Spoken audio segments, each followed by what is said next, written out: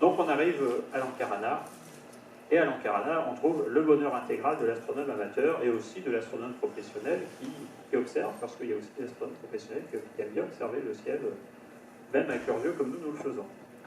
Alors ça, c'est un endroit d'arrêt, c'est le relais de l'Ankarana, c'est à 150 km de Diego Suarez, au sud. C'est dans un endroit où il y a de l'électricité que de 18 à 22 heures. C'est dans un endroit où il n'y a rien à 300 km au sud de significatif. Donc on est au beau milieu de nulle part du point de vue pollution lumineuse.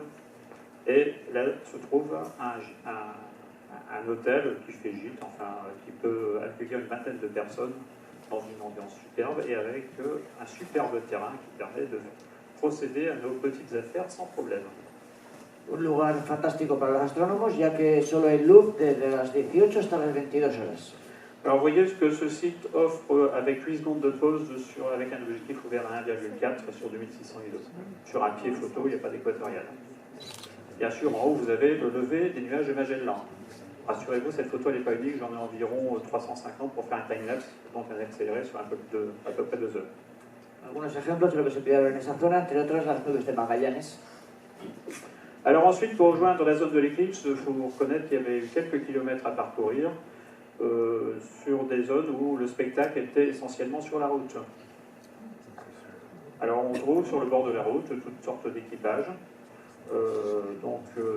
Les taxis de brousse dont le chargement dépasse parfois leur hauteur, donc des charrettes à bras, enfin toutes sortes de choses.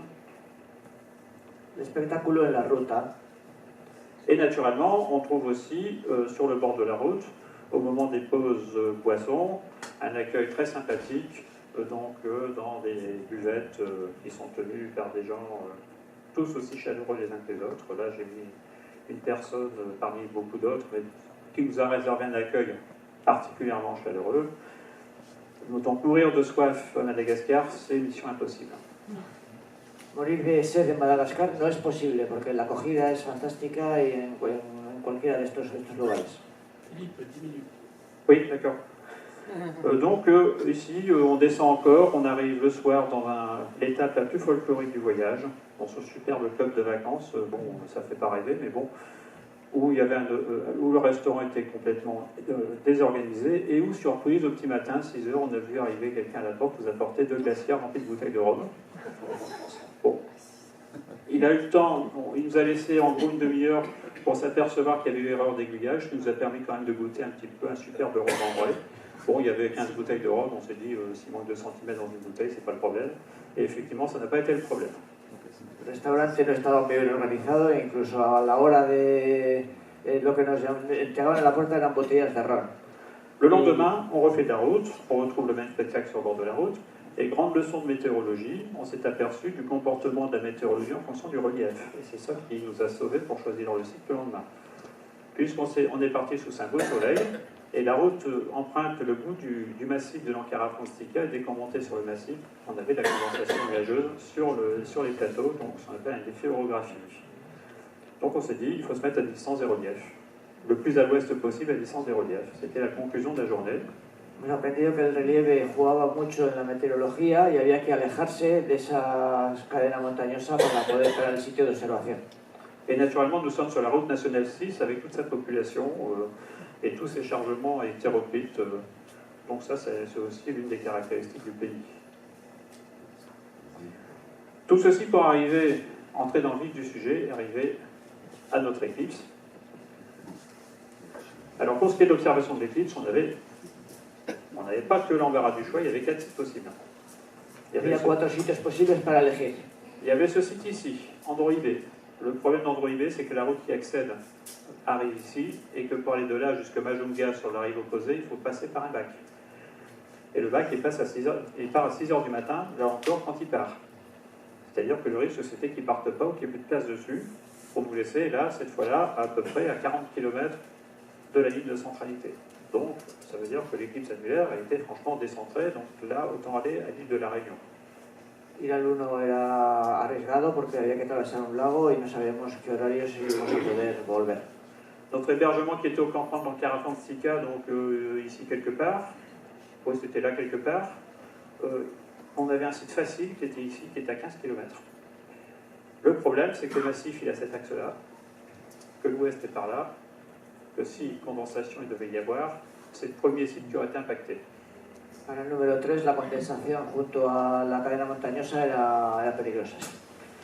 Ensuite, on s'est dit, ben là c'est un peu risqué, là ça l'est beaucoup moins, parce qu'on est à un bon 40 km aussi de la zone dangereuse. On est vers l'ouest, donc a priori on est protégé. Et en plus de ça, on ne voulait pas faire ça au milieu de la foule. Et pour y accéder, il fallait parcourir 50 km de pistes assez difficiles. Donc on s'est dit, ça peut être un très bon plan. On l'a choisi comme site numéro 1. Et comme site de repli en cas d'inaccessibilité, parce que là on ne pouvait pas passer. Sinon on serait allé androider par là, en passant par là. Là il y a une rivière, c'est la même rivière d'ailleurs, il n'y a pas de bac. Là, il y a un site facile, le numéro 4, qui traverse la route nationale 4, donc il suffit de s'installer au bord de la route. Mais alors avec un problème, c'est qu'il y a le massif de l'Ankara Principale ici et un deuxième massif là, ce qui fait que les effets orographiques conjoints sur les deux plateaux donnaient un risque de couverture maximale donc pendant l'éclipse. El punto 4 era el más sencillo de acceso, pero el más probable de estar cubierto, y el punto 2 tenía problemas de acceso, había que ir por una pista varios kilómetros. Donc, fort de tout ça, on a décidé de choisir le site numéro 2, donc celui qui est pas loin de Manara de Sandrick. Finalmente, el número 2 fue la elección. Alors, oui, on n'était pas trop mal du point de vue météo, hein. On était ici quelque part, là, donc quasiment en zone 2, donc on était dans ces zones-là. Hein. On était ça, c'est la probabilité de ciel couvert, donc on avait à peu près 75% de ciel dégagé. Vous voyez que statistiquement, on était quand même mieux qu'à la Réunion.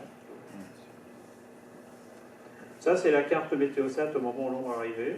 Donc vous voyez que l'effet prévu s'est réalisé, c'est-à-dire que c'était couvert sur la côte ouest, sauf quelques trous à Tamatave par exemple, où ils l'ont vu du début à la fin contre toute attente. Et nous, on était sur cette zone-là qui était la plus protégée.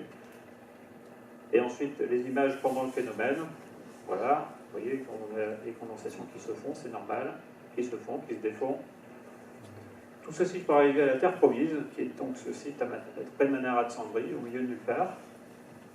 Et on s'est installé exactement là où est la flèche, dans une petite clairière qui était ici à peu près une vingtaine de mètres de la ligne de centralité. Este es el lugar exacto de implantación, a unos 20 metros de la línea de centralidad. Inutile de vous dire que rien n'indiquait la direction de cette piste-là, qui se mélangeait avec d'autres pistes qui avaient au milieu de nulle part elles aussi, donc on s'est guidé au GPS jusqu'au bout. El GPS es el que nos llevó. Tout ceci pour arriver à 16 degrés 13 minutes 47, etc. Latitude sud, et 46 degrés 44 minutes 34 minutes 44 secondes est. Et voilà la grosse installation, ça vous donne une petite idée de la piste, et ça c'était pas le morceau le plus difficile. Donc on avait pris du léger parce qu'on nous avait dit il faut prendre tout ce que vous avez de plus vieux parce qu'il y a tellement de vols, de chapardage et autres que si vous prenez une FSQ 106 et tout ce qui s'ensuit, vous risquez de perdre un certain nombre de milliers d'euros, alors que si vous prenez un PST qui a déjà bien vécu, vous risquez de perdre beaucoup moins. Donc on avait plusieurs instrumentations légères. Elegimos instrumentación ligera para evitar otros problemas en el viaje. Donc Louis Charrier, qui est un chasseur d'éclipses qui a fait déjà un certain nombre d'éclipses, j'ai oublié de vous préciser que celle-là c'était ma 18e, totale ou annulaire, en attendant impatiemment la prochaine aux États-Unis l'année prochaine. Donc lui a pris un téléobjectif Samyang de 800 mm de focale ouvert FD8 sur un Canon 500D, Astro Solar grade 5 devant, et voilà ce que ça donne, de superbes images, très très définies, très piquées. Donc sur un petit équatorial, c'est une UQ 3.2 manuelle.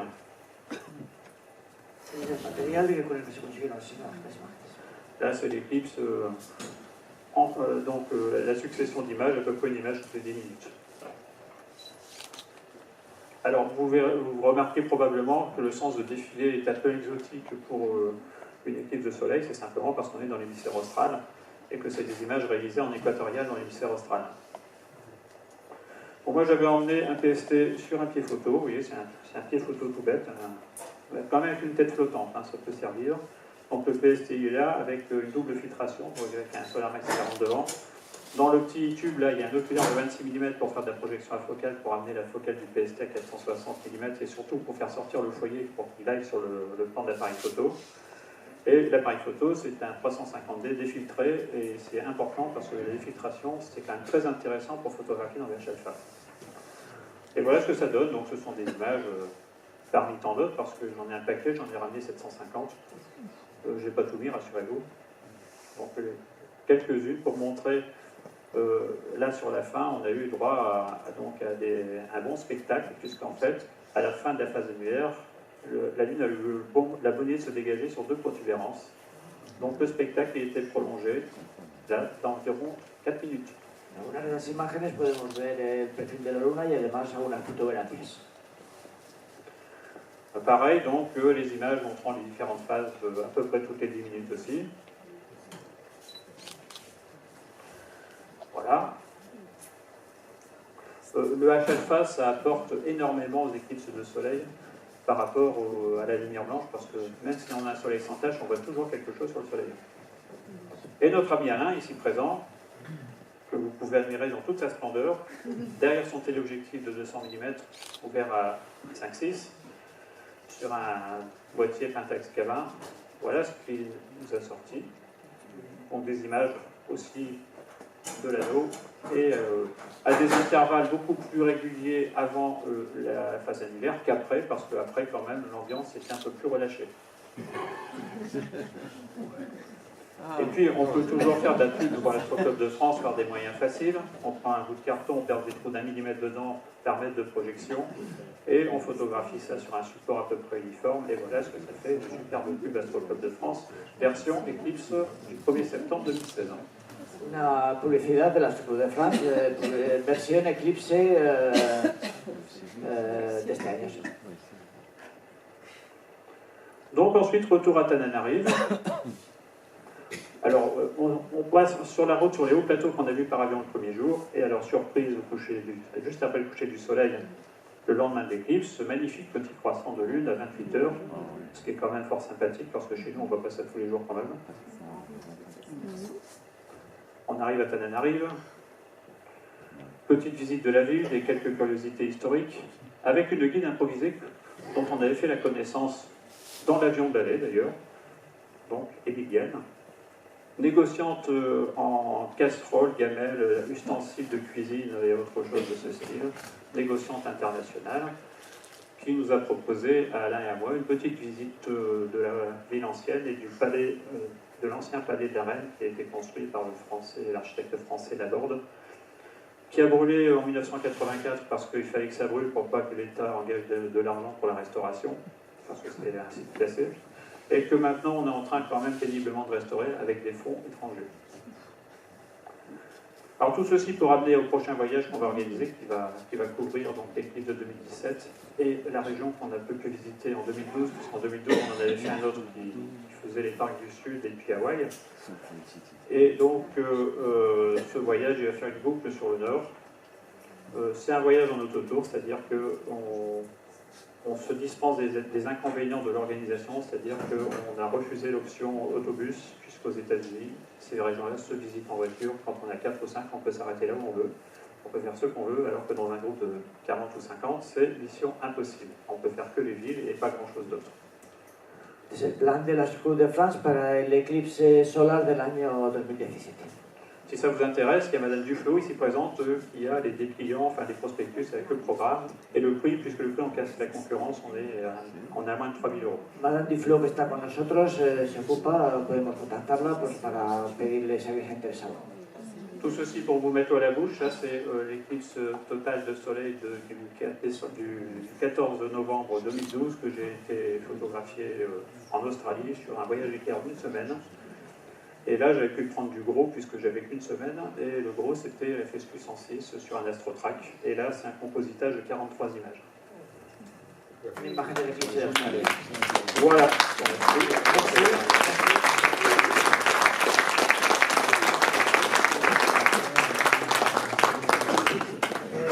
Malheureusement, on ne pourra pas faire les questions-réponses. Je vous suggère de parler directement avec Philippe Morel, soit à la terrasse, soit il y a une sangria offerte. Donc, je vous propose de le faire par là parce que la salle, il doit l'aménager pour une animation.